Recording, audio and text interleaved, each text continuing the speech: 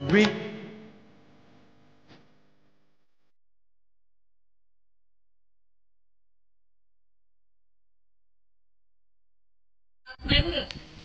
बापू तुम्ही मंदिर बांधलं, कोणी येऊन दर्शन घेणार, याला म्हणतात कीर्ती. प्रसिद्धी मिळवता येते पण कीर्ती वेगळी असते. म्हणून ज्ञानेश्वरी मध्ये एक माऊलीची ओवी, जाणत तवच जियावे, जाणत्याने तवच जियावे, जव अंग अपकीर्ती नपवे, सांग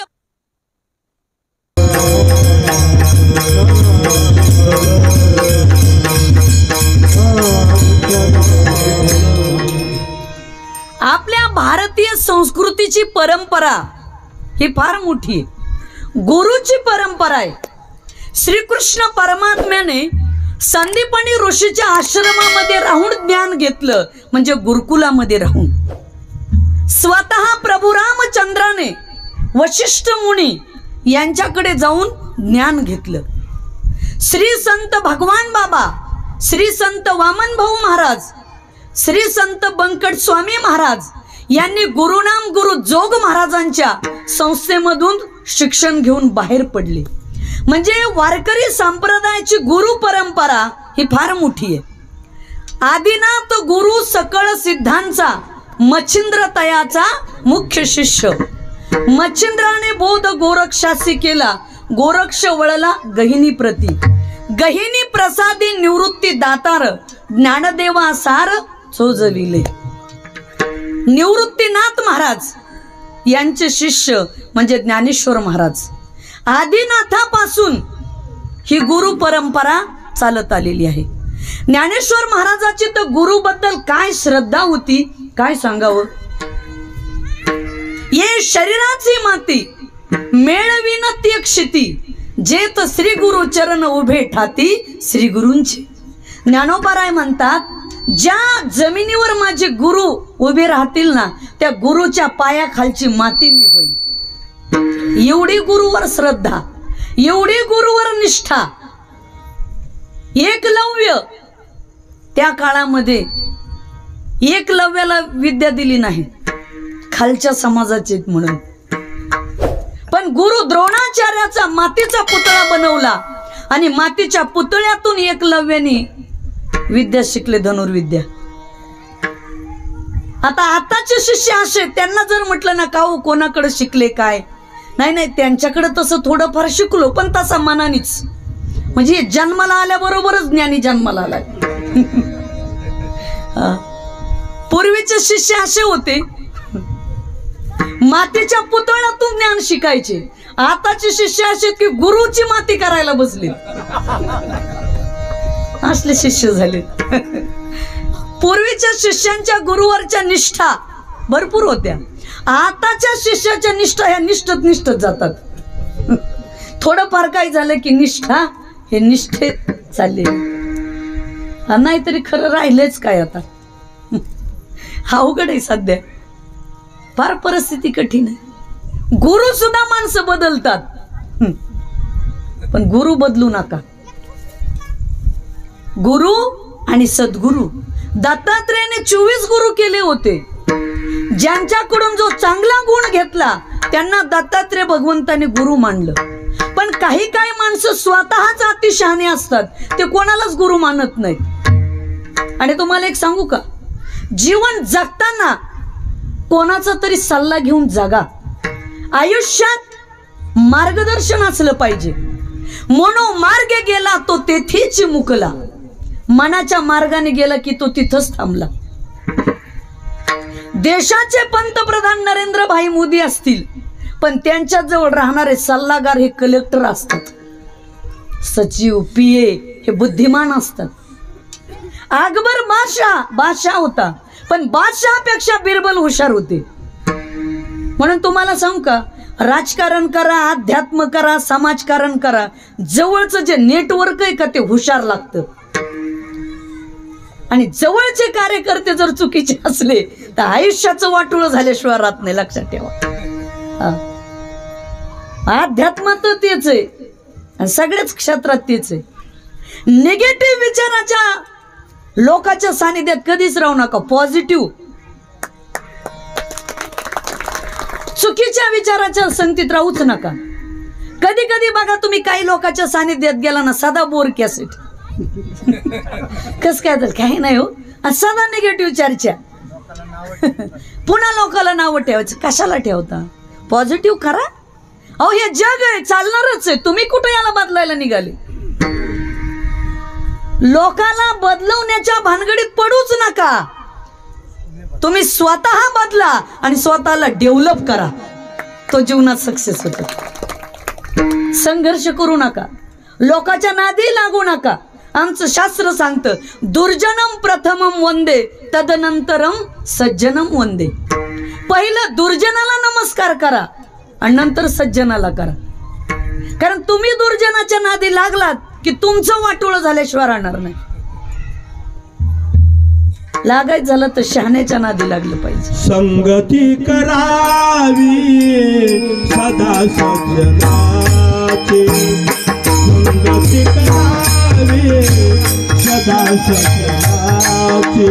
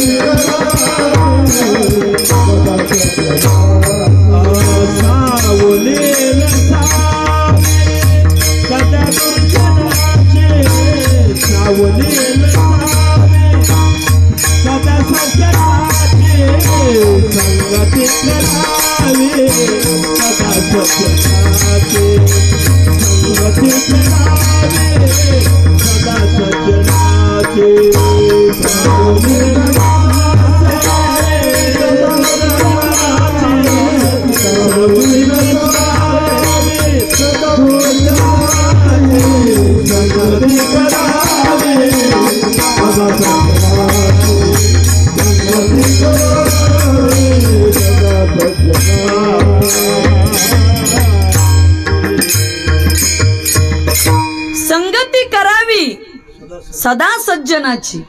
नेहमी संगती करत असताना सज्जनाची करा.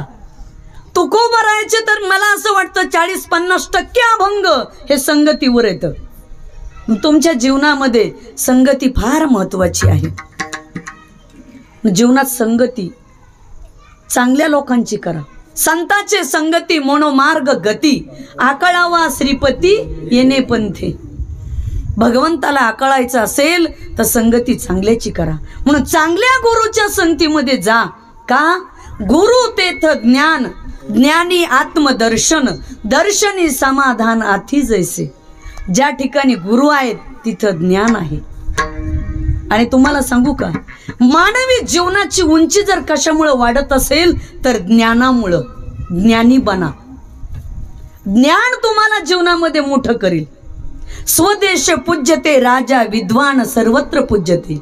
स्वतःच्या देशामध्ये राजा पूज्य ठरला जातो, पण विद्वान जगात पूज्य ठरला जातो. म्हणून माणसाने ज्ञानी असलं पाहिजे. नाहीतर मग तुका म्हणे ऐसी बुद्धी ज्याची जड, त्याहुनी दगड बरे देवा. महाराज म्हटले ज्यांची बुद्धी फारच जड आहे त्याच्यापेक्षा दगड बरे. काही काहीकडे बुद्धीच नाही, मेंदूच चालवत नाही. काही काहीचं डोकं म्हणजे फक्त केस ठेवायचं ठिकाण किंवा टोपी घालायचं ठिकाण, त्या मेंदूचा वापरच नाही हो. बुद्धी परमेश्वराने चांगली दिली ना, चांगलं ज्ञान मिळवा. आणि तुम्हाला सांगू का, ज्ञान जर डोक्यामध्ये चांगलं असेल तर तुम्ही काही करू शकता ना. तुम्हाला सांगू का, या जगामध्ये सगळ्यात कठीण आपलं डोकं आहे बरं का. तुम्हाला सांगू का, आपली जी कवटी आहे डोकं, मेंदू इतका डेंजर आहे. त्याच्यामुळे ज्या ठिकाणी पॉवर हाऊस आहे ना तिथं 1 कवटीन 2 हाडे दाखवलेले असतात आणि तिथं लिहिलेलं असतं खतरा धोका. तुम्हाला कोणाचा धोका नाही, पण या डोक्याचा धोका आहे. जे धोके देतात ते तुमचे आमचे डोके फार कठीण येतं. माणसं म्हणतात मांजर आडवा गेला अपशकुन झाला. अजिबात नाही हो. पण माणूस आडवा गेला की त्याच्यासारखा अपशकुनच नाही. माणसंच माणसाला आडवे जातात आणि अपशकुन काही नाही. तसं जीवनामध्ये ना चांगल्या लोकांच्या संगतीत राहू. चांगल्या लोकांच्या विचाराच्या संगतीमध्ये आपण राहिले पाहिजे. ज्ञान हे मानवी जीवनाचा विकास केल्याशिवाय राहत नाही. कलेक्टर का होतात? 21, 22 घंटे अभ्यास करतात. एका जिल्ह्याची संख्या 25 लाख, 30 लाख, त्याच्यातून एक कलेक्टर होतात. काय, कशामुळे होतात ते? त्यांच्याकडं ज्ञान आहे. म्हणजे आयुष्यामध्ये तुम्हाला सांगू का, संपत्ती नाही कमवला आली तरी चालेल, पण ज्ञान कमवा. आणि ज्यांच्याकडं ज्ञान आहे ना, म्हणून ते चंद्र सूर्य असेपर्यंत अजरामर राहिले ज्ञानी माणसं. तुकोबारायचा गाथा अजरामर, ज्ञानोबारायांची ज्ञानेश्वरी अजरामर, गीता भागवत अजरामर झाले. काय अजरामर आहे? ज्ञान अजरामर आहे. म्हणून ज्ञानी बना. विठ्ठल विठ्ठल.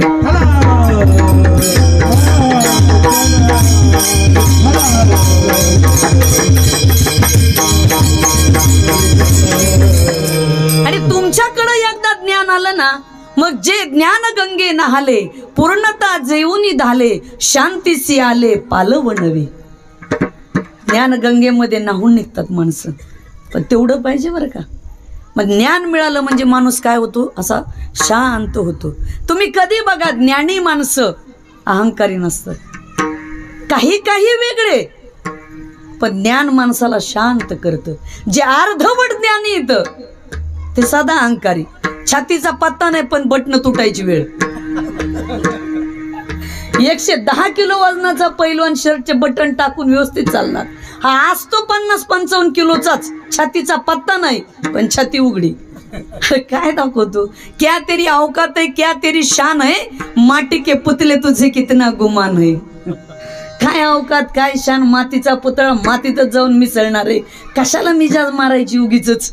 हा, कोणावर अहंकार करता? कशावर करता? अहो, ज्या शरीरावर तुम्ही अहंकार केला तेही नष्ट झालं. काय राहिलंय? काही नाही. परिमळ गेले या ओस फुल दिठी, आयुष्या शेवटी देह तायसा. तरुण वयात वेगळाच ना माणूस असा, पण वय झालं की गेलं कामातून. म्हणून आयुष्यामध्ये ज्ञानी बना, ज्ञान घ्या. म्हणून गुरुकडं जीवनामध्ये आमचे ज्ञानोबा आहे. तुम्हाला सांगू का, जगाच्या पाठीवर वयाच्या 22व्या वर्षी समाधी घेणारे पहिले जर कोण असतील तर ते ज्ञानोबाराय आहेत. आणि तुम्हाला माहिती का बरं का बापू, माऊलीने गुरुच्या अगोदर समाधी घेतली. पांडुरंगाची वारी झाली आणि स्वतः माऊली पांडुरंगाला म्हणतात, देवा माझी इच्छा आहे आता थांबावं. पांडुरंगाने विचारलं, का माऊली?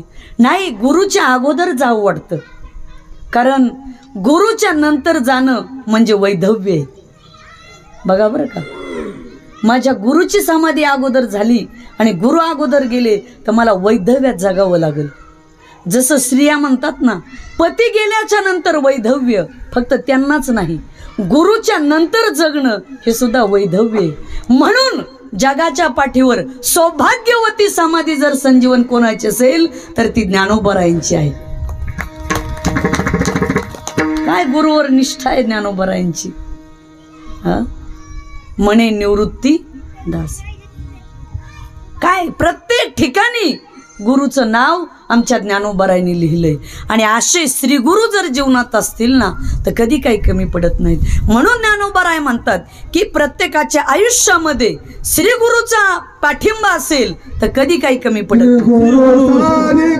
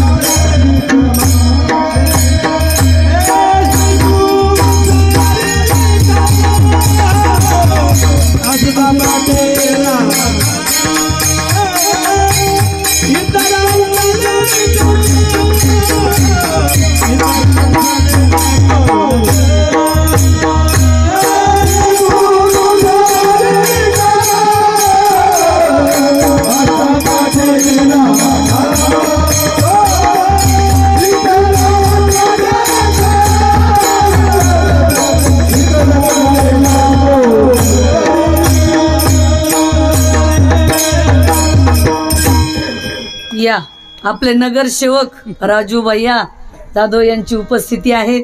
तसं शिक्षण क्षेत्रामध्ये ज्यांचे फार मोठं काम केलंय असे आमचे एल.आर. जाधव सर यांची सुद्धा उपस्थिती लाभली। श्री गुरु सारिखा आस्था पाठी राखा, इतरांचा लेखा कोण करी। ज्ञानोबराय म्हणतात की श्री गुरु सारखे आपल्या जर पाठीशी असतील तर इतराचा लेखा कोण करी। दुसऱ्याचा विचार करायचं कामच नाही। आपल्याला पाठिंबा देणारे श्री गुरु मजबूत असतील तर बाकी विचार करण्यासारखी काही गरजच नाही।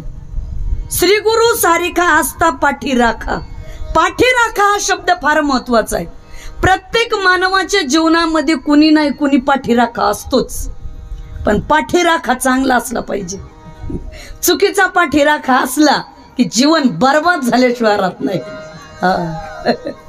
आणि आता काही काय असे की पाठिंबाही कुणाचा काढून घेतील आणि कुणाला देतील काही सांगताच येत नाही।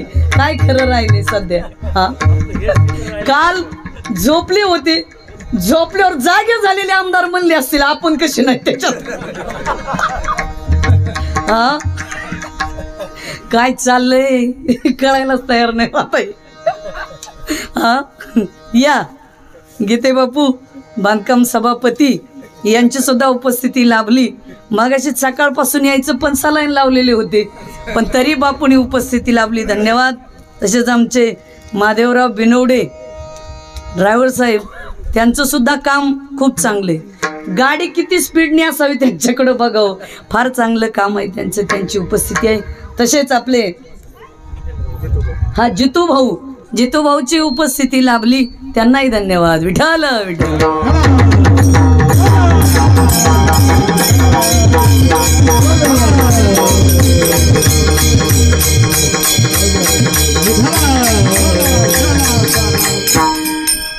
बापू पण हे बरं केलंय, मेळविली मांदी वैष्णवांची। सगळ्याला आता गोळा केलं मग बापूंनी, चांगलं झालं। कायमच पाठवत्यातली लोक म्हणजे असं आहे, बापून मी तर प्रत्येकाच्या उद्घाटनाला तुमच्या कार्यक्रमाला असतो। आता असं झालं की कंपल्सरी आता आमच्याही कार्यक्रमाला तुम्हाला यावं लागेल। होय बापू, आपण त्यांच्यात आता ती इकडे कीर्तनाला बरं ही सांगडच आहे। आणि धर्म कारण राजकारण एकत्रित पाहिजेच। तेव्हा आपला विषय चालला होता पाठिंबा, सध्या कठीणच आहे। आम्ही वारकरी संप्रदायात आहेत, आमचे ज्ञानबा तुकाराम एकच झेंडा, पण बाकीच्याच काय आहे? होय. आणि असे खाली भांडत येते एकमेकाला कार्यकर्ते. आता काय करतात? हा, याने म्हणायचं राष्ट्रवादी, त्याने म्हणायचं बीजेपी, त्याने म्हणायचं सेना. आता सगळेच एकात एक डोके घातले. मतदान करायचं कोणाला? मला तर असं वाटतं याच्यात मतदान करणारीच येड्यात निघालेत. काही खरं नाही. पण आता एकच करा बर का, पुढच्याला ठेच लागल्यावर मागच्यानी सावध व्हा. तुम्ही फक्त एकच करा, भांडू नका आता इथून पुढं एकमेकात. ते तिकडं विचारांनी सगळं चालतं, पण तुम्हीच इकडं असे मारक्या बायला सारखी एकमेकाकडे असतात बघून. त्याच्यामुळे तुम्ही सुद्धा जरा शाने व्हा. काही नाही, वरून दुसती ना आतून कुस्ती. काय खरं नाही हो, काय कमालीची गोष्ट आहे सगळी. असो आता काय सध्या महाराष्ट्रात चाललंय वय बापू, काय कलियुगाचा महिमा. ऐका कलियुगाचे महिमान, असत्यासी रिजले जन, पापा देती अनुमोदन करीती हेळन संताचे. हे कलियुगात लिहून ठेवलेलं आहे. तसं काय हे वेगळं काय मानायची गरज नाही बरं का. काही नाही, आम्हाला काय वाटत नाही हे वेगळं, हे चालणारच आहे. याच्यात काय नाही. हे तुम्हाला वाटतं असं झालं आणि तसं झालंय, काही नाही. उलट नाथ महाराजांनी ते पुढचा भारूड सांगितलाय. 5 वर्षाची नारी भरतार मागेल, 6 वर्षाची नारी गरोदर राहील. विचार करा. हे लिहून ठेवलंय साधू संतांनी. आणि कलियुगात असं होणार आहे. या तोंडाने माणसं बोलली तर दुसऱ्या तोंडाने म्हणते नाही नाही आम्ही असं बोललोच नाही. आणि सध्या तेच चाललंय. काही नाही, सगळं जे आहे ते बरं. विठ्ठल विठ्ठल.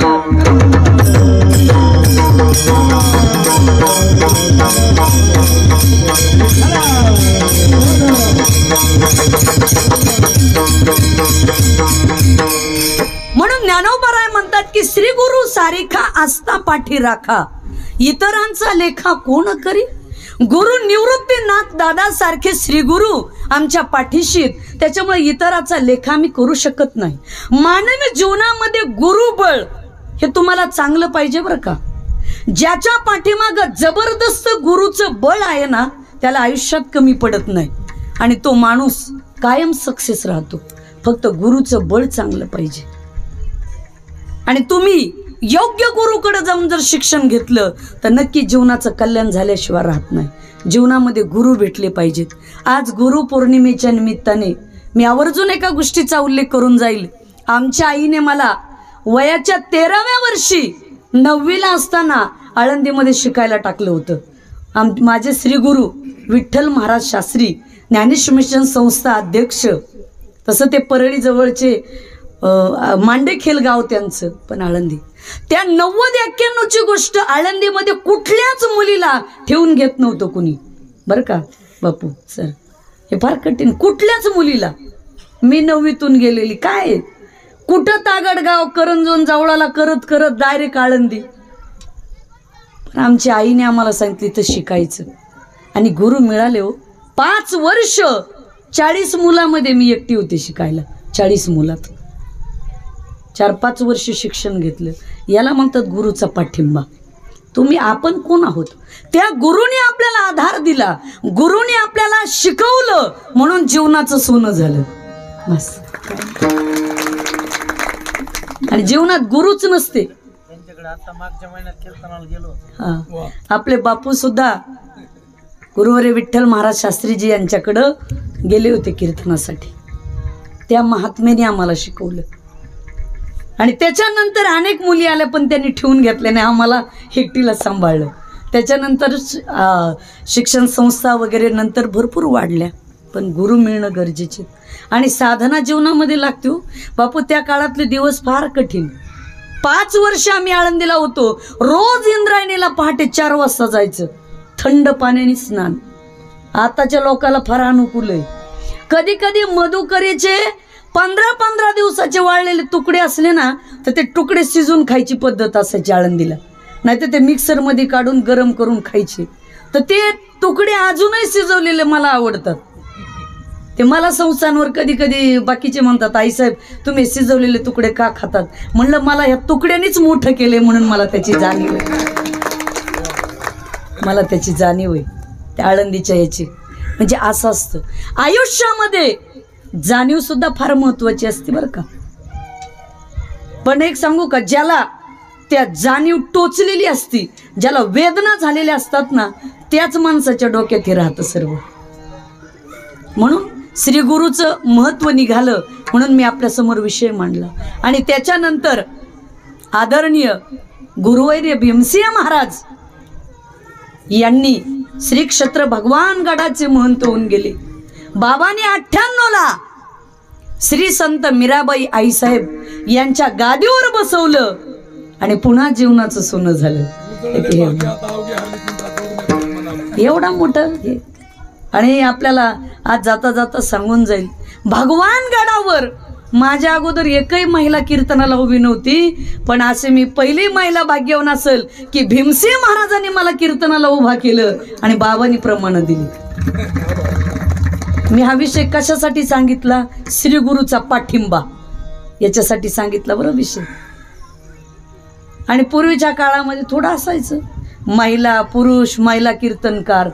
पण जीवनात एक झालं, भीमसिंह महाराजांनी गादीवर बसवल्यामुळं ज्यांच्या 200 वर्षाच्या परंपरा होत्या बापू, तिथं कीर्तन करण्याचा योग आला. आणि आतापर्यंत मी महिला याची मला कधी जाणीवच झाली नाही. त्याचं कारण गुरुवर्य भीमसिंह महाराज. आयुष्यामध्ये तुमच्या जीवनात जर मोठी माणसं भेटली ना, जीवनात कधी कमी पडत नाही हो. आज गुरुचं महत्व आहे म्हणून सांगतो. 98ला मी पहिल्यांदा दिंडीत गेले, त्यावेळेस माझ्याकडे गाडी काहीच नव्हती. भीमसिंह महाराजाच्या दिंडीत पायी चालायची सवय नाही, पायाला फोड आले. भीमसिंह महाराजांनी मला त्यांच्या गाडीत बसवलं. बाबाकडे त्या काळात इंटर गाडी कमांडर सारखी, त्याच्यात म्हणजे काय प्रेम असतं. अर्ध कीर्तन मला करायला व्हायचं ना अर्ध बाबा करायचे. दिंडीच्या रस्त्याने सुद्धा सन्मान, चक्रीवारीला सन्मान. आणि मग लोक म्हटले नाही नाही भीमसिंह महाराजांनी या ताईला बसवलेलं आहे, त्याच्यामुळं महाराष्ट्रभर फिरता आलं. काही नाही, हे आपलं पुण्य नसतं. गुरुचं बळ पाठीमागं असेल तर तुम्हाला काहीच भीती नसते. विठ्ठल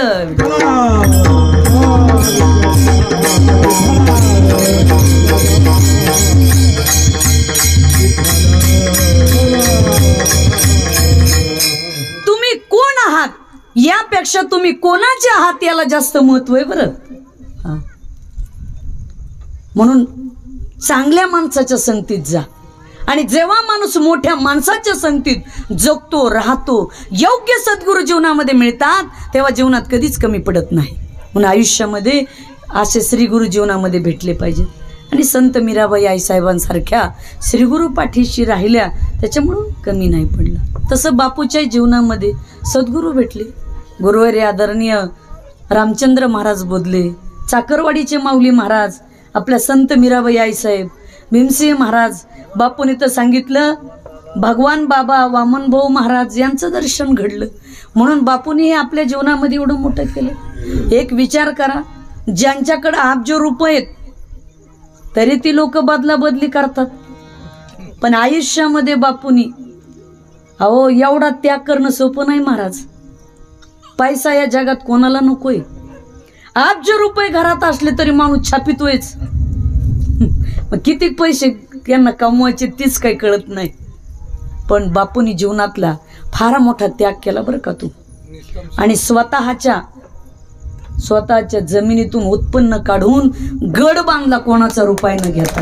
त्या हा त्याग आहे महाराज, हा त्याग आहे. स्वतःच्या डिझेल टाकून जाऊन सेवा करून येऊन हे काम करणं त्याग आहे कुठंतरी. आणि या त्यागामुळं आज आपण सगळेजण जमलेलो आहोत. मला असं वाटतं ही त्यांच्या आईवडिलाची पुण्याई असेल, सावता महाराजांची कृपा असेल, हे सगळं आणि त्यांचीही पुण्याई काहीतरी. मग बहुत सुकृताची जोडी म्हणून ही विठ्ठली आवडी. अनेक सुकृतातलं पुण्य असतं म्हणून ही अध्यात्माची आवड असते. त्या पुण्याईमुळंच एवढी मोठी ही अध्यात्माची क्रांती घडली. म्हणून श्रीगुरु सारिखा असता पाठी राखा, इतरांचा लेखा कोण करी. म्हणून बाकीच्यांचा विचार करण्याची काही गरज नाही. जसं एखाद्या राजाची जर पत्नी झाली तर तिला काही कमी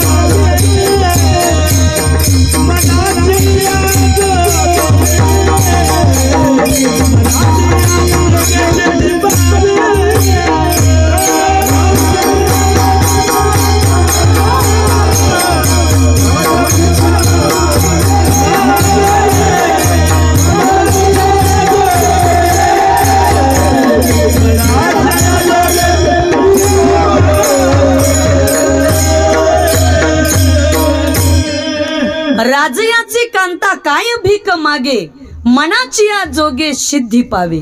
एखाद्या राजाची पत्नी आहे, ती काय भीक मागायला जाईल का?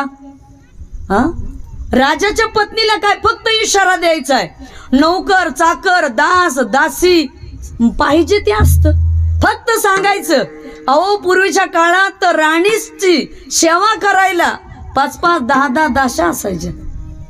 आजही तसंच आहे ना. तर राजयाची कांता काय भीक मागे, मनाची या जोगे सिद्धी पावी. तसं ज्ञानोबा म्हणतात की राजाच्या पत्नीला भीक मागायची गरज नाही. तसं ज्यांच्या जीवनामध्ये श्रीगुरु मोठे त्यांना भीक मागायची गरज नाही, आपोआप मिळतं. एवढा आता लोक कधी कधी आम्हाला म्हणतात, काय वो महाराज एवढ्या एवढ्या भारी गाड्या वापरते, इनोवा गाडी, चांगलं राहतात, चांगलं हे करतात. पण तुम्हाला सांगू का, काही चांगल्या गाड्यात करोडो रुपयाचा भ्रष्टाचार करणाऱ्यांनी फिरायचं का? हा होय.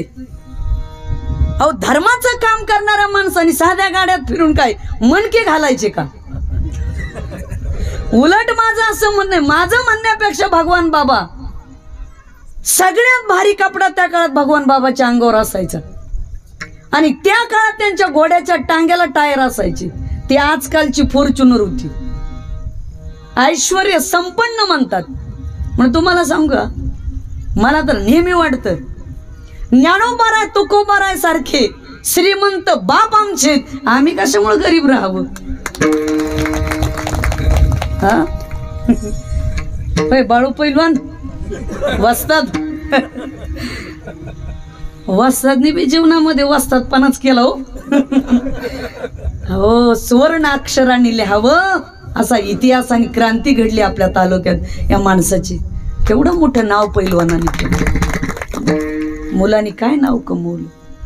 तसं आम्ही कायमच सांगत असतो.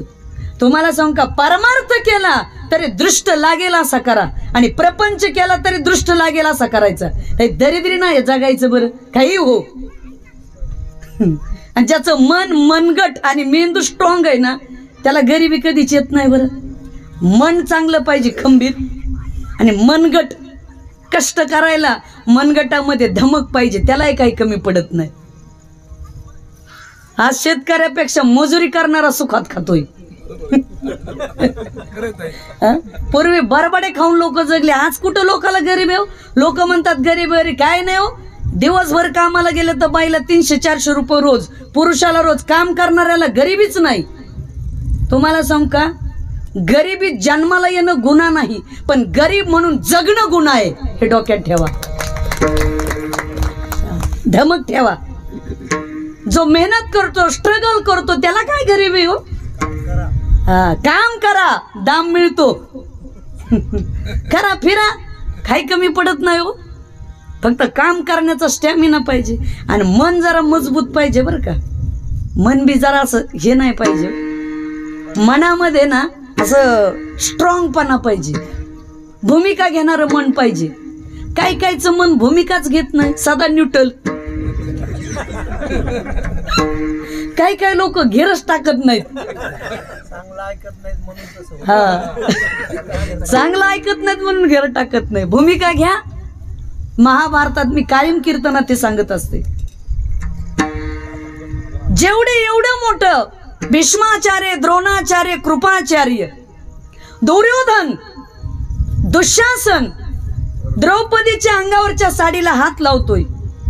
मला पडलेला प्रश्न आहे, जर भीष्माचार्य त्या काळात म्हणले असते खबरदार दुःशासना, द्रौपदीच्या साडीला हात लावायचा नाही, बापू मला वाटत नाही हिंमत झाली असते दुःशासनाची.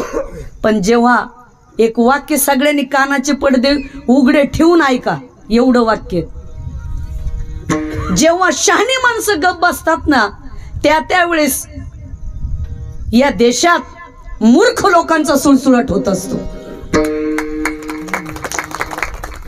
म्हणून कधी शहाण्याने आपली भूमिका नाही सोडायची. जीवनात लक्षात ठेवा. बऱ्याच वेळा असं घडतं, शहाणी माणसं सप्ताह असेल काही गावात भांडण नाही, आपण नको आलिप्तच राहायचं. मग नाही त्या मूर्खाच्या हातात कारभार जातो आणि पुन्हा वाटोळं झाल्याशिवाय राहत नाही. त्याच्यामुळे शहाण्याने बी मागं नाही सरायचं, राहायचं. भूमिकेशी ठाम राहो, काही होत नाही. तत्व जीवनामध्ये तत्व पाळा आणि भूमिका घ्या. म्हणून तुम्हाला मनाचा विषय सांगितला. मन खंबीर असलं पाहिजे. मन मनगट आणि मेंदू. पुस्तक वाचा, मस्तक सुधारतं. आणि सुधारलेलं मस्तक कुठेही नतमस्तक होत नाही. ती भगवान बाबा. एवढं मस्तकाचं महत्व आहे. आणि हे ज्ञान तुम्हाला कोणाकडं मिळतं? श्री गुरुकडं मिळतं. छत्रपती शिवाजी महाराज हिंदवी स्वराज्याची स्थापना केली. पण छत्रपती शिवाजी महाराज यांचे पहिले गुरु जर कोण असतील तर राष्ट्रमाता राजमाता जिजाऊ माँसाहेब होते. म्हणून शिवाजी महाराज घडले महाराज. पीक चांगलं आणायचं असेल तर जमीनच कसदार लागते बरं. तेव्हा पीक चांगलं लागतं. हा, माळ रानावर नाही चांगलं पीक येत. कळालं का नाही? जमीन लागते कसदार. अहो सोयाबीन, ऊसाचं, कांद्याचं हे पीक घ्यायला जमीन कसदार लागती. तर इथं 40 वर्ष, 50 वर्ष, 100 वर्ष हे तुम्ही मी सगळे आपण बसलेलं ही पीक घेण्यासाठी आई वडील रूपी जमीन किती कसदार लागत असेल तेव्हा हे पीक चांगलं जन्माला येतं. शुद्ध बीजापोटी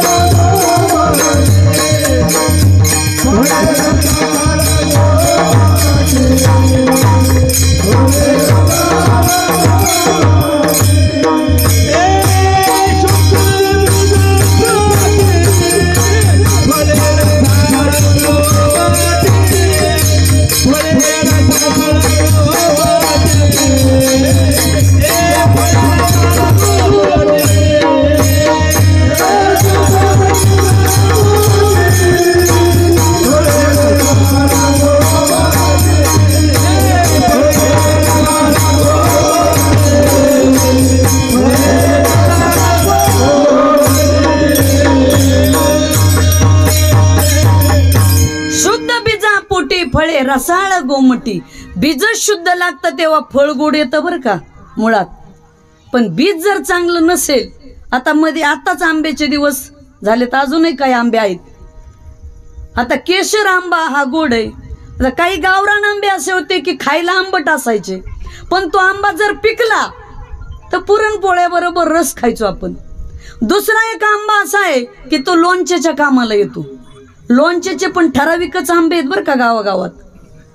नाही तर कसल्या लोणच्याचं आंब्याचं लोणचं घातलं तर लोणचं नासतं.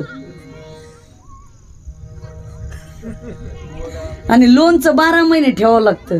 ते मैलाला माहिती होय, महिला मंडळ. तिखट मीठ मसाला त्याचं एक टेक्निक आहे कसं लोणचं घालायचं ते. आमची आई नेहमी घालतात म्हणून आम्ही बघत असतो ते लोणचं. आता ह्या दोन्हीपेक्षा तिसरी एक जाते, त्याचं नाव आहे शेप्या.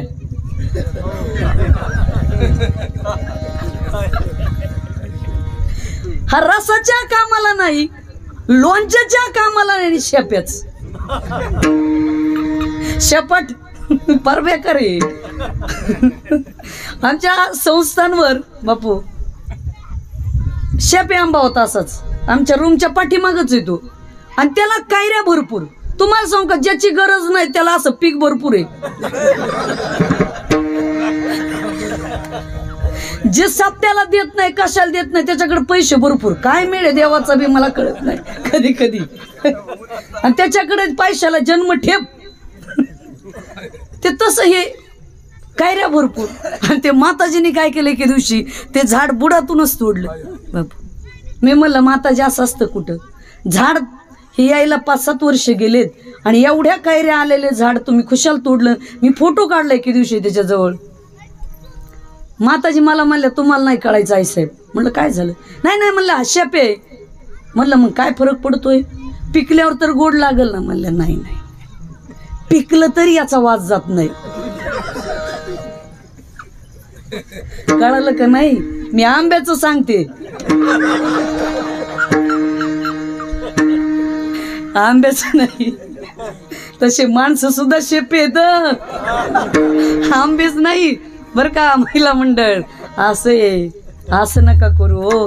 कमीत कमी लोणच्याच्या कामाला या, कमीत कमी रसाच्या तरी या. निवळ नाही, परमार्थ तरी करा, समाजाच्या तरी कामाला या, गोरगरिबाच्या तरी या, कुठंतरी चांगलं काम करा.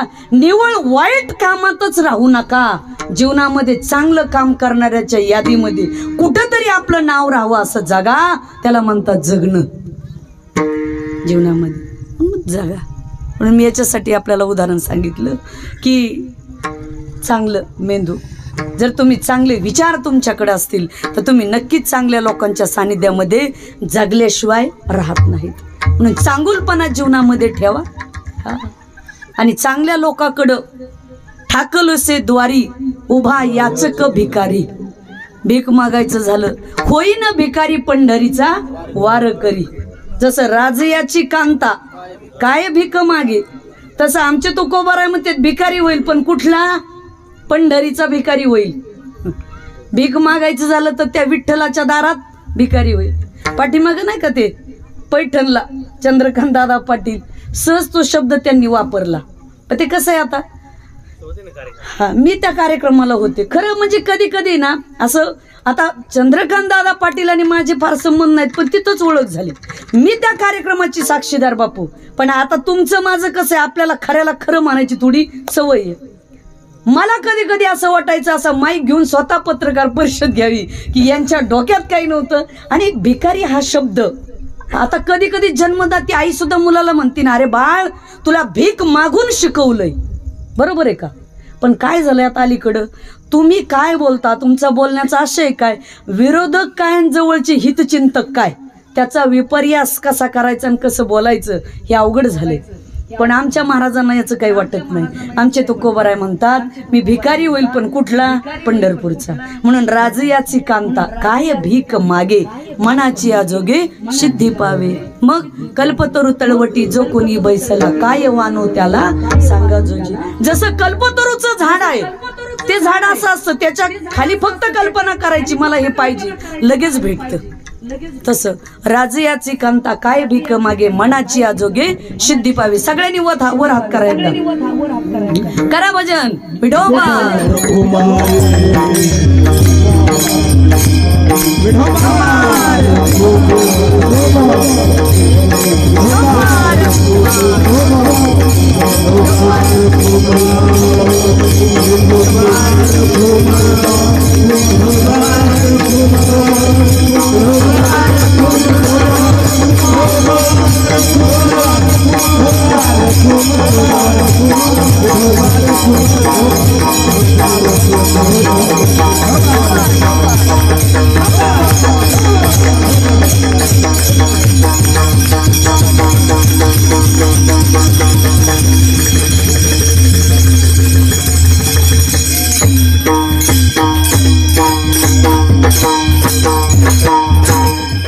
म्हणून ज्ञानोबाराय म्हणतात की श्री गुरु सारिखा असा पाठी राखा, इतरांचा लेखा कोण करी. असे गुरु जर जीवनामध्ये श्री गुरु भेटले तर आम्हाला तरुण जायला वेळ लागणार. ज्ञानदेव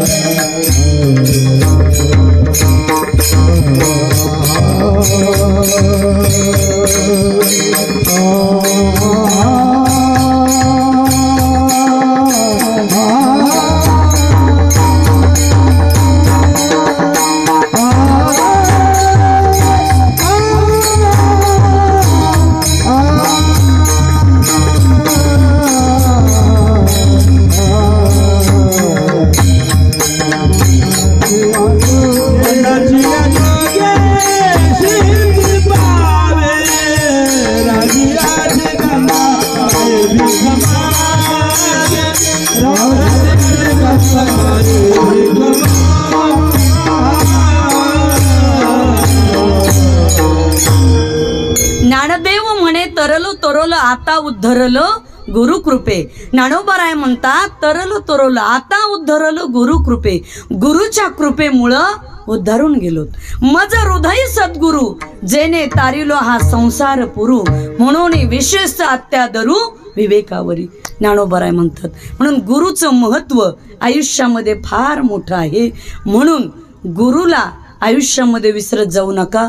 गुरुपौर्णिमेला आपल्याला ज्या गुरुमुळे आपलं चांगलं झालंय, गुरुपौर्णिमेला नक्की त्या गुरुला भेटत जावं.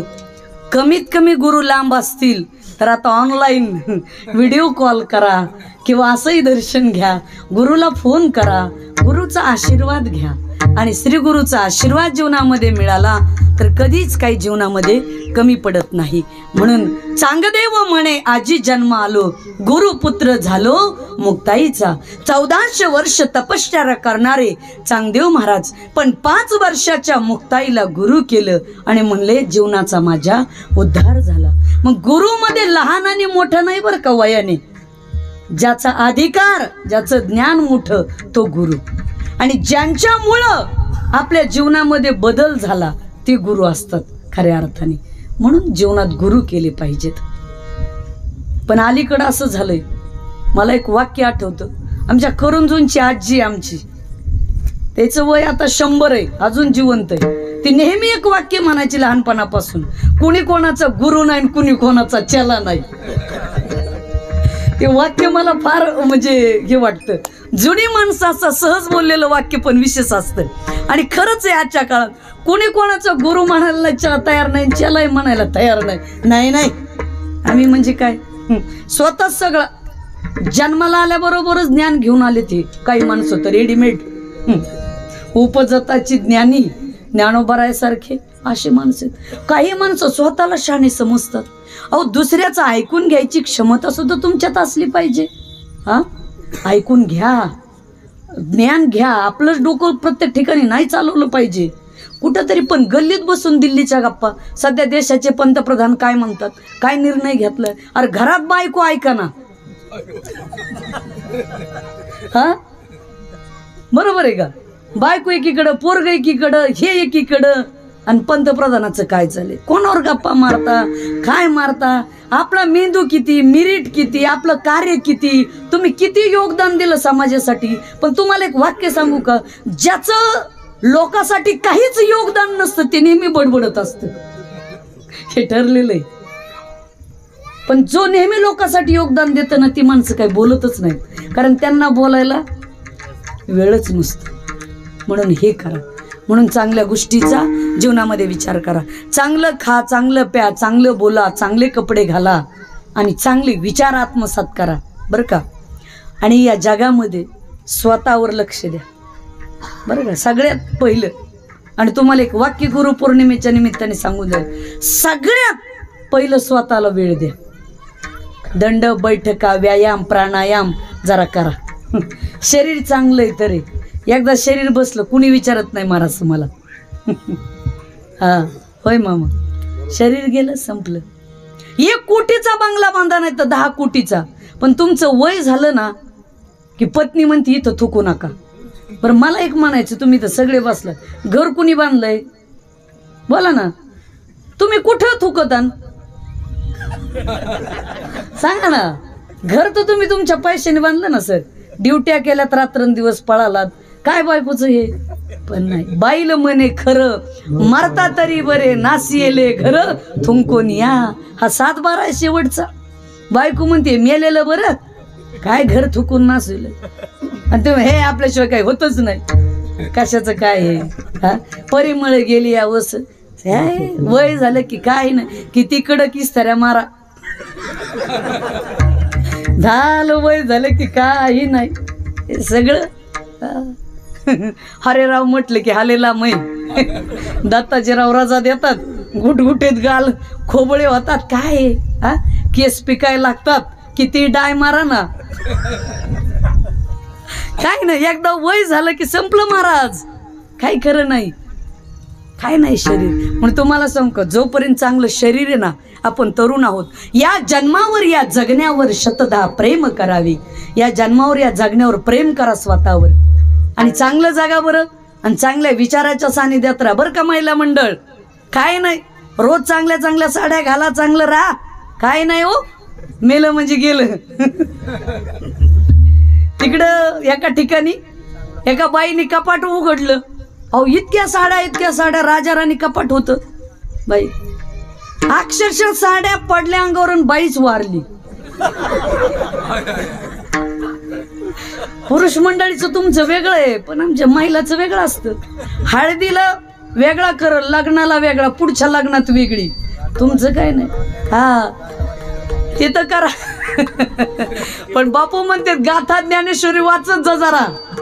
जीवनात येऊन ज्ञानेश्वरी वाचा, म्हणजे आयुष्यात येऊन वाचाल असं वाचा. भाव धरून या वाची ज्ञानेश्वरी, कृपा करी हरी दयावरी. बस असं जीवनामध्ये करा. चांगलं वाचन, चांगुलपणा जीवनात ठेवा. हेच बरोबर येणारे. राजियाची कांता काय भीक मागे, मनाची आजोगे सिद्धी पावे. मला असं वाटतं या गुरुपौर्णिमेच्या निमित्ताने आपण सर्वजण एकत्रित आलोत. पांडुरंगाचा आज काल्याचा दिवस आहे, पण याही विठ्ठल मंदिरामध्ये पंढरपूरचं ते विठ्ठल, पण मला असं वाटतं आपल्या विठ्ठलगडावर तोच विटेवरचा विठ्ठल इथं आलाय. आणि आज आपल्याला त्या विठ्ठलाचं दर्शन इथं घडलंय. बापूंनी ही पौर्णिमेची वारी चालू केली. गेल्या वारीलाच मला कीर्तनाला या म्हणले नव्हतं, पण मी बापूला शब्द दिला होता की या वारीला मी नक्की येईल. पौर्णिमेच्या वारीला आलेत बापू. ज्या ज्या वेळेस तुम्ही आम्हाला बोलवाल त्या त्यावेळेस अर्ध्या रात्री आम्ही तुमच्यासाठी कुठे येईन, कधी हजर राहायला तयार आहेत. आणि हे प्रेम जसं 98 पासून आहे गादीवर बसल्यापासून, तसं शेवटच्या श्वासापर्यंत कायम राहील. याच्यामध्ये काहीच बाधा येणार नाही. कायमच ते प्रेम आहे. आणि काय हो, काय स्वार्थ आहे आपल्याला, निस्वार्थीपणाने. आणि बापून माझं कसं की आम्हाला गर्व कधी नाही. आम्ही अनेकाच्या कार्यक्रमाला पण बोलवल्याच्या नंतर आम्ही कधी त्या माणसाला टाळत नाहीत. वेळ असेल तर नक्की जातो. कधी कधी आम्हाला जर लांब गेलो तर मग येता येत नाही, पण होता होईल एवढ्या कार्यक्रमाला आम्ही येतच असतो. आणि यायचंच, हीच सेवा करायची जीवनामध्ये. प्रत्येकाने करत जा. प्रत्येक पौर्णिमेला बापू या ठिकाणी 7 ते 9 या मध्य प्रदेश इंदोर येवले साहेब यांची सुद्धा उपस्थिती लाभली. बरं झालं. या कीर्तनाला सुद्धा उपस्थिती. हे बघा, आपलं बीड जिल्हा महाराष्ट्र सोडून मध्य प्रदेश मध्ये गेले, पण तिकडं सुद्धा नावच कमवलं गाड्यांनी.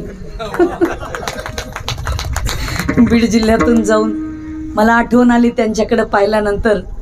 राष्ट्रसंत भैयूजी महाराज त्यांच्या तिथं कीर्तन झालं होतं आणि तिकडे महाराष्ट्रीयन माणसं होती. त्यावेळेस आम्ही गेलेलो, त्यांच्याही बंगल्यावर जायचा योग आला होता. चांगलं केलं त्यांनी पण तिकडं. असो, पुन्हा एकदा या ठिकाणी सगळेच जमलेले आपल्या पाटोद्यातली मंडळी, सगळ्याला मनापासून धन्यवाद. आणि गुरुपौर्णिमेच्या आपल्या सगळ्यांना खूप खूप शुभेच्छा. आपल्या प्रत्येकाच्या आयुष्यामध्ये तुम्हाला चांगले श्रीगुरू भेटले असेल, त्या गुरुवर निष्ठा ठेवा. पांडुरंगाची भक्ती सोडू नका. चांगलं वाचा आणि चांगले विचार, चांगल्या संगतीत राहा. कायमस्वरूपी वारीला येत राहा. बापूकडे पौर्णिमेला येत राहा. आणि माझ्याकडं वद्य एकादशी आहे. वद्य एकादशीला महासांगवी आईसाहेबाच्या संस्थानाच्या वारीला येत चला. ते सुद्धा इथं जवळ संस्थान आहे. अनेक गड आहेत, त्यापैकी श्री संत मीराबाई आईसाहेब ह्या सुद्धा महान त्यागी, महान साध्वी होऊन गेल्या. पूर्ण चारीधाम यात्रा संत मीराबाई आईसाहेबांनी पूर्ण पायी केली. ह्या महाराष्ट्रातल्या पहिल्या संत आहेत. पायी यात्रा करणार आहे. 12 वर्ष कच्चं अन्न खाल्लं आईसाहेबांनी. फार तपस्वी, फार. आणि त्यांच्याच आशीर्वादामुळं संस्थांचं नाव आज महाराष्ट्रभर झालं. आईसाहेबांची पुण्याई. तसं श्रीगुरूंचा पाठिंबा असेल तर होतं. म्हणून श्रीगुरु सारिका असता पाठी राखा इतरांचा लेखा कोण करी. बापू पांडुरंगाला पुन्हा एकदा आमची प्रार्थना आहे की बापूला असंच उदंड आयुष्य लाभो आणि बापू तुमच्याकडून हे धार्मिक कार्य असंच मोठ्या प्रमाणात घडत राहो. चंद्र सूर्य असेपर्यंत आपल्या विठ्ठलगडाची आणि बापू तुमची कीर्ती कायम स्वरूपी राहावो हीच पांडुरंगाला प्रार्थना. माझी झालेली सेवा याच ठिकाणी आईसाहेबांच्या चरणी बाबांच्या चरणी समर्पित. ज्ञानेश्वर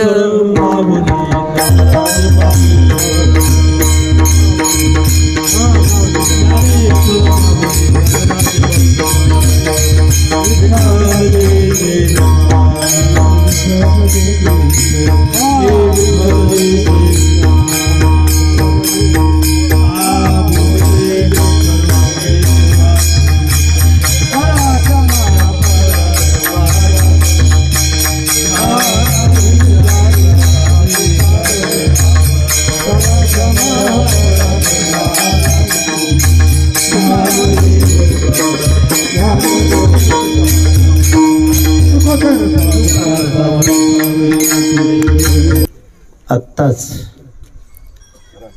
आपण आपल्या आदरणीय वंदनीय पूजनीय राधाताई महाराज उर्फ आईसाहेब ते संत मीराबाई संस्थान महासांगवी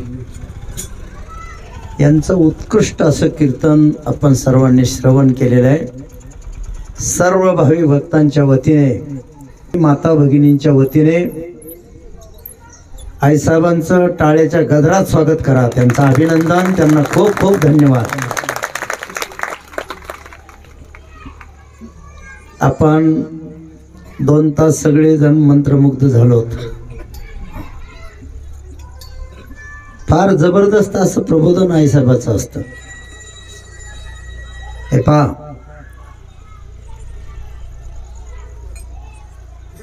एक महिला आहेत त्या, पण मला तर वाटत नाही त्या महिला आहेत म्हणून.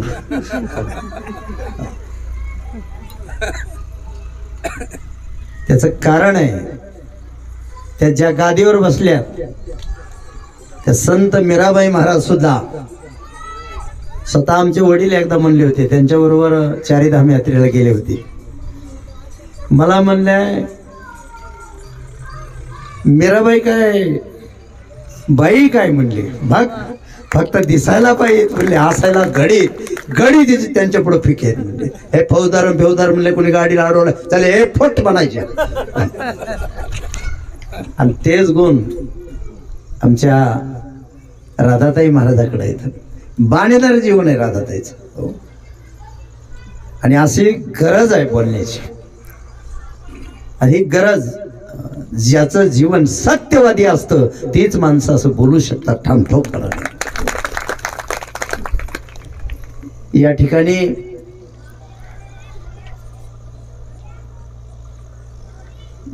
आईसाहेब सुद्धा महाराष्ट्रभर फिरतात. पण महाराष्ट्रामध्ये मला तरी असं वाटतंय आईसाहेब, आता मी सुद्धा फिरतो, पण महिलांची ही पहिली गादी असेल बीड जिल्ह्यात. अशी गादी महिलांची परंपरा असणारी मला वाटतं दुसरीकडे कुठंच नाही. आणि आईसाहेब एवढ्या चतुर आहेत. महासांगवी गाव सरपंच,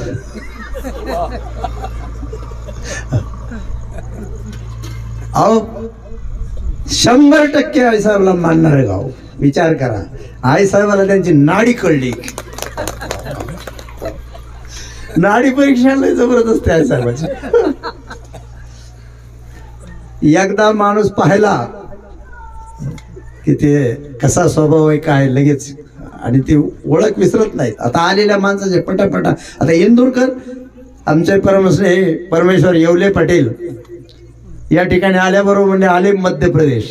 म्हणजे लगेच ओळखलं त्यांनी, एक उद्योगपतीची ओळख. असं साहेब, आज विचाराची खूप गरज आहे. समाजाला चांगला विचार मिळणं फार गरजेची गोष्ट आहे. आज कुणी ज्ञानेश्वरी वाचित नाही, वाचणारे भाग्यवान समजायचे. गाथा वाचित नाही. माझ्या माता मावल्याला माझी विनंती आहे की रोज तुम्ही 5 तरी अभंग तुकोबाराची वाचली पाहिजे. डोक्याची क्लिनिंग झाली पाहिजे. फक्त पैसा आणि घरात काम करणं, लेकरं सांभाळणं हे व्यर्थ जीवन आहे. तुम्ही आपल्या जीवनाचं कल्याण करून घ्या. आत्मसाक्षात्कार झाला पाहिजे, खरं ज्ञान झालं पाहिजे. अरे जगायचं ज्ञान तर कोणाला बी आहे, पोट भरायचं ज्ञान तर कोणाला बी आहे. कुत्री मांजरं पोट भरतेत. जगण्यासाठी आपण आलो नाही. तुम्ही माणुसकीने वागा आणि समाधानाने जगा. हे आत्मज्ञान आहे, हे माझ्या साधू संतांचं ज्ञान आहे. आणि म्हणून कथा कीर्तनाची काय का गरज आहे? जाधव सर, राजू भैया, गीते बापू, मी तुम्हाला सांगतो, हा गड जो तयार केलाय हा माझ्यासाठी नाही केला. मी या पाटोदा शहरातील माझ्या बांधवाला, माझ्या माता मावल्याला, या परिसरातील बांधवाला चांगला विचार इथं मिळावा, तुमच्या जीवनात सुख शांती समाधान नांदावा, हा माझा शुद्ध हेतू आहे.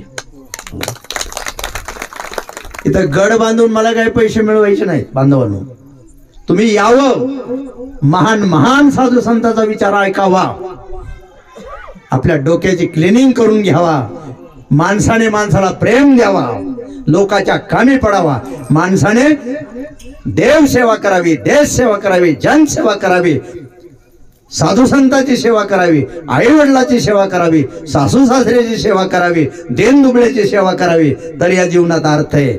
नाहीतर हे जीवन निरर्थक आहे. मग विचार बदलला, जीवन बदलत असतं. पण साहेब, तुमच्या विचाराने आज आमच्या बांधवाची, माता माऊलीची डोक्याची क्लिनिंगच झाली. क्लिनिंग व्हायलाच पाहिजे. विचार बदलला की जीवन बदलतंय. विचार बदलला, माणूस बदलला. आणि विचार बदलला, तकदीर बदललं. आणि तुमचे हे ठोकून विचार, आमचे पुरुष मंडळी सुद्धा, कीर्तनकार सुद्धा असं ठोकून बोलू शकत नाही. त्याला धमक लागते, त्याला सत्यवादीपणा लागतो. असो, या ठिकाणी मीराबाई महाराज आपल्या सर्वांना माहित आहे की मंदिर, भामेश्वराचं मंदिर, जाधव सर, आपली शाळा होती भामेश्वर विद्यालय, तिथं हे शिखराचं काम आईसाहेबांनी केलंय. आणि तुम्हाला सांगू, आईसाहेबाला पहिला आकडा जर कोणी दिला असेल मंदिरासाठी, माझ्या नावाची फरशी आहे तिथं पहिली. हो,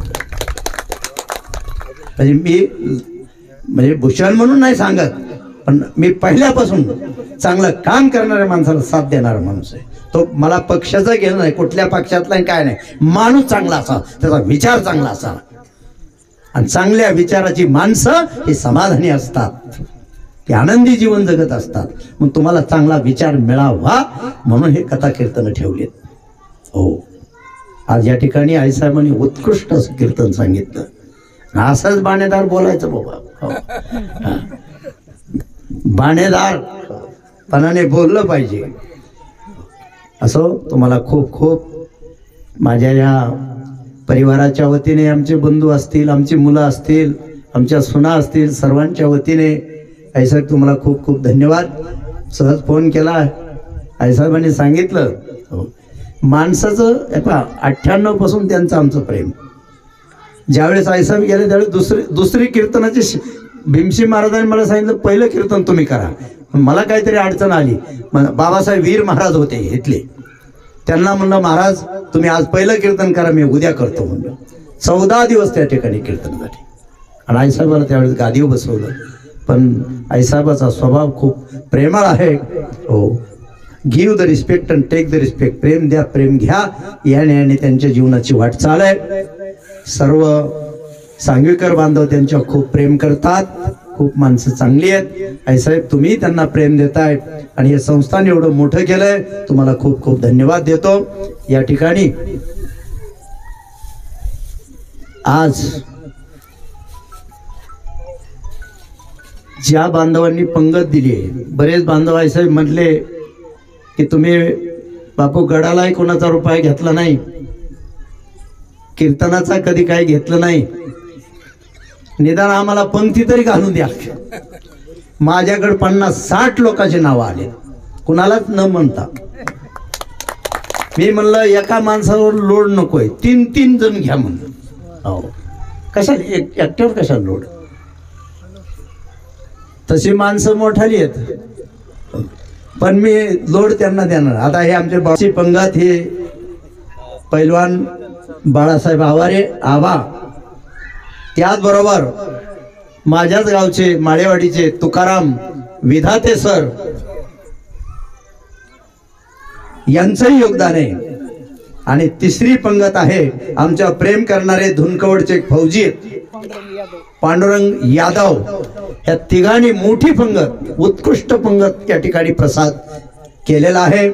तिघांनाही कोटी कोटी धन्यवाद देतो. या ठिकाणी मला तिघांचाही सत्कार करायचा आहे. त्यांनी पुढे यावं. बाळवाबाई या पुढं, पुढे येत आबा.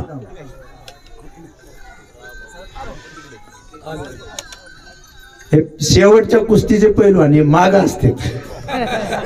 आहे साहेब, त्यांचं वजन, मी ते लहानपणीचे मित्र आम्ही कुस्त्या खेळायला जायचो. कुठं गेलं 6 कुस्त्या 8 कुस्त्या करायचे एकाच लंगुटावर. एकदा उठले पडतच नसत कोणाला. आई साहेब, तुमच्या हाताने त्यांचा सत्कार करा. हे राहुल आवारीचे वडील 62 किलो वजन असताना 100, 115, 120 किलोचे पैलवान सुद्धा त्यांच्या बरोबर खेळत नव्हते. चिवट होती. हो, चिवट. लोखंडासारखं शरीर त्यांचं. त्याच्यानंतर आमचे विधाते सर दासखेडला हायस्कूल टीचर आहेत, माझ्या माळेवाडीचे. ते म्हणले बापू आम्हाला योगदान द्या. म्हणलं आहे. आईसाहेबाच्या हस्ते त्यांचा सत्कार या ठिकाणी संपन्न होत आहे. पुंडलिकावर देव हरिठर श्री ज्ञानदेव तुका पंढरीनाथ भगवान की जय. त्याच्यानंतर आमचे धुनकवड या गावचे यादव फौजी आमचे पाहुणे आहेत. ते म्हणले बापू आम्हाला काही संधी द्या सेवेची. त्यांचंही स्वागत आहे साहेब, तुम्ही करा. देश सांभाळण्याचं काम करतायत. पुंडलिकावर देव हरिठल श्री ज्ञानदेव तुकाराम पंढरीनाथ भगवान की जय. असो, या ठिकाणी काही बांधवांनी, मला वाटतं बापू, गीते बापूंनी, हो, या ठिकाणी काही फेटा उपरणं हार वगैरे आणलेले आहेत. श्रीरंगांना जाधवनी, अशी बरेच मंडळींनी, प्रेम करणाऱ्या सरपंचाने तर मगाच, सांगवीच्या सरपंचाने तर मगा मंदिरामध्येच आमचं स्वागत केलं. अनेक बांधवांचं आमच्यावर प्रेम आहे. आम्ही आईसाहेबांचा पहिला सत्कार करा बापू.